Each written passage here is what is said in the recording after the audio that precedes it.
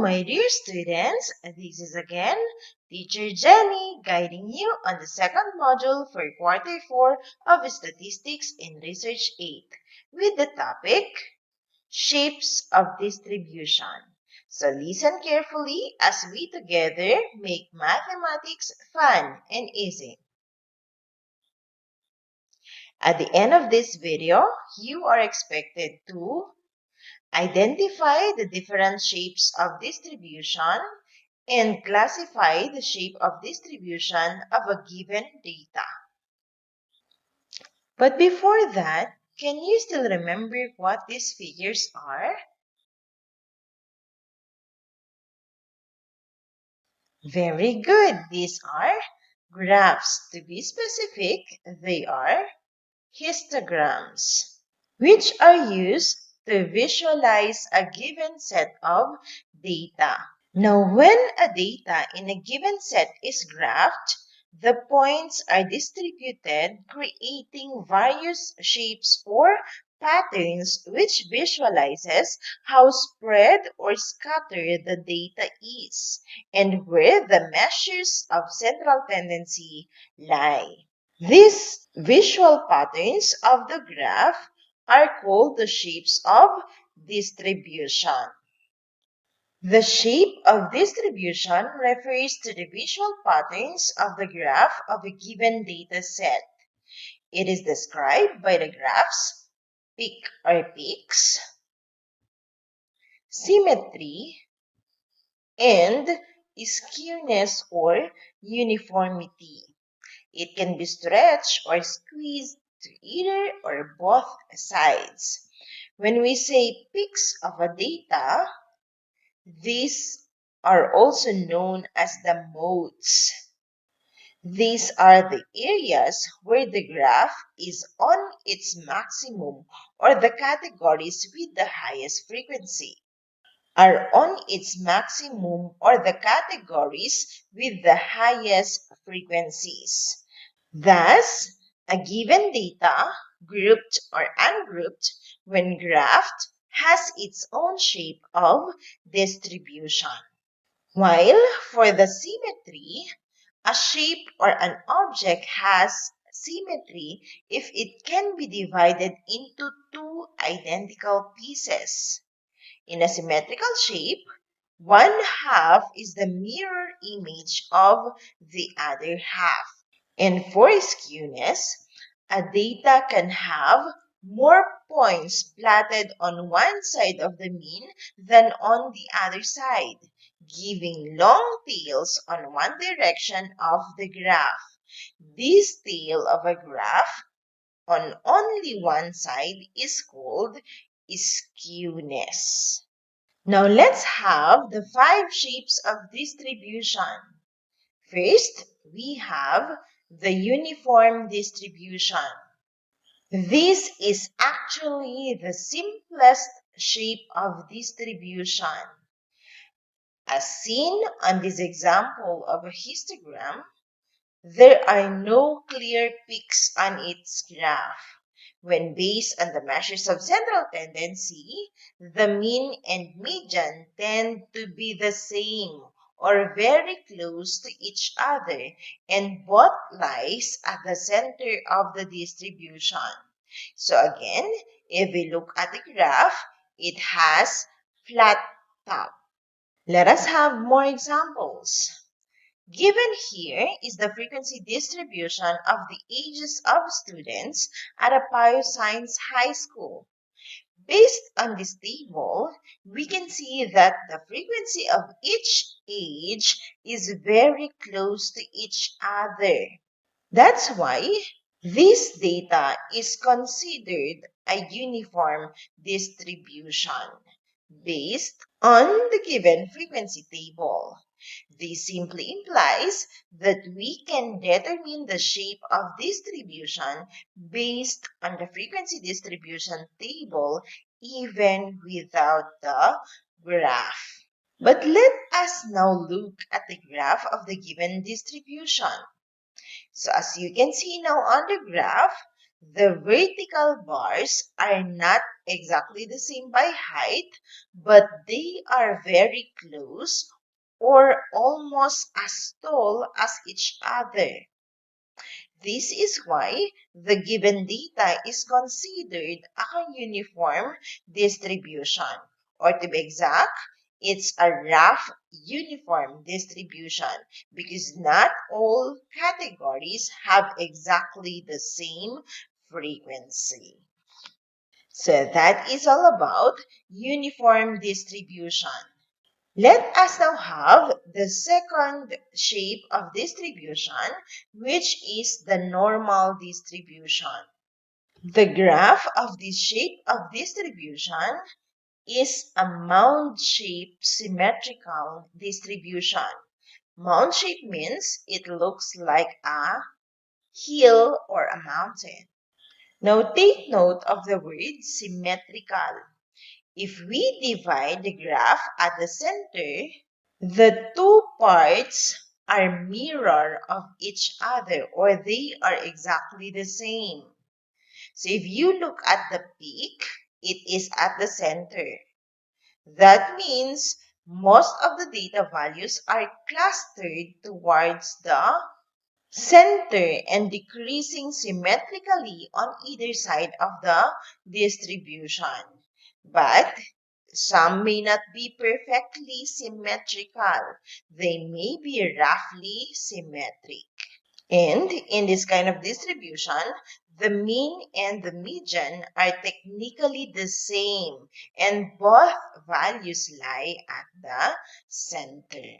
Now, let us consider this frequency distribution of the scores of grade 8 students in their statistics examination. If you look at the uppermost and the lowest class interval, they appear to be the class with the lowest frequency, which is 2. And the highest frequency is at the middle class interval 21 to 25. That is 9. So if we look at the graph of this distribution, the peak is at the center and decreases on both sides. This graph is roughly symmetric, but the peak at the center and decreasing constantly on both sides is very evident. So still, this is considered an example of a normal distribution. So that is all about the second shape of distribution, the normal distribution. Let us now have the third shape of distribution. We have the bimodal distribution. From the name itself, bimodal, it is a distribution having two peaks, making its graph shaped like letter U. So as shown in the sample graph, this distribution has two categories with highest frequencies. But like the previously given shape of distribution, the normal distribution, it can sometimes be symmetric or roughly symmetric. Let us consider this frequency distribution showing the number of books borrowed by grade 8 students in a school library for month. As seen on the table, the data appears to be well distributed. But if you look closely from the highest class interval to the lowest class interval, you will notice that the data increases, decreases, then increases again, and finally decreases. So if we look at its graph, there are two peaks. So if we look at its graph, there are two peaks, which belongs to the two class intervals with the highest frequencies. We have 5 and 6. So this is considered a bimodal distribution. So that is the third shape of distribution. Let us now have the fourth one. It's the negatively skewed distribution. So again, when we say skewness, this represents the tail of a graph on only one side. So when we say negatively skewed, the graph is skewed to the left. So as you can see on this graph, fewer data plots are found on the left side towards the lower or the negative numbers, while most of the data are on the higher class intervals or to the right. And the mean in this kind of distribution is typically pulled towards the tail. Let us now have this frequency distribution of the scores of grade 8 students in a 20-item multiple choice test. So as shown on the table, higher frequencies are on the higher class intervals and decreases as the interval goes lower. So if we look at its graph, we can see that shorter rectangle bars are at the left side and it goes taller to the right of the graph or to the higher class intervals. So that is the fourth shape of distribution, the negatively skewed distribution. Now let's have the last but not the least shape of distribution. If we have negatively skewed distribution, we also have its opposite, the positively skewed distribution. The graph here is skewed to the right.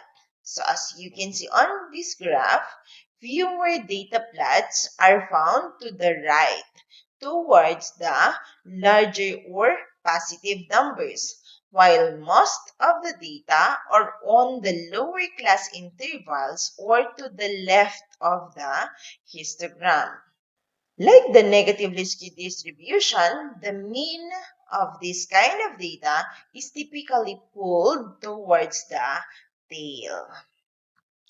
Let us have this frequency distribution of the number of cups of coffees drunk in a day by the employees in an office. So as shown on this table, higher frequencies are on the lower class intervals and decreases as the interval goes higher. So if we look closely at its graph, we can see that taller rectangle bars are at the left of the graph and it goes shorter to the right of the graph. So those are the 5 shapes of distribution. And that ends our discussion on the shapes of distribution. But before we end this video, remember that the shapes of distribution are the visual patterns or shapes created when a data is graphed. And there are 5 shapes of distribution.